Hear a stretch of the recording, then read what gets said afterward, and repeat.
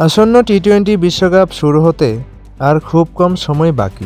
এবারের মূল আয়োজক ভারত, সহ-আয়োজক শ্রীলঙ্কা। কিন্তু ভারতে নিপা ভাইরাসের সংক্রমণ বাড়ায় বিশ্বকাপ আয়োজন নিয়ে প্রশ্ন উঠেছে। নিপা ভাইরাস অত্যন্ত সংক্রামক এবং মারাত্মক।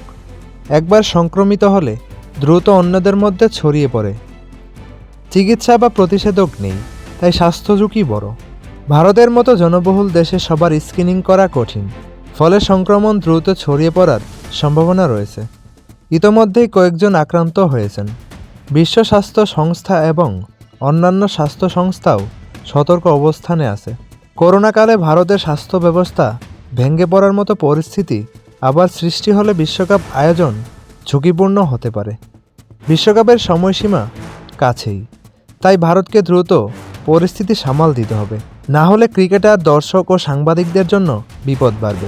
ধারণা করা হচ্ছে সহ-আয়োজক শ্রীলঙ্কার মাটিতে বিশ্বকাপ আয়োজন করা হতে পারে, এমন গোপন সূত্র থেকে জানা গিয়েছে। তবে কি বাংলাদেশের ভাগ্য খুলতে যাচ্ছে? আপনাদের কাছে কি মনে হয় তা অবশ্যই কমেন্টে জানাবেন।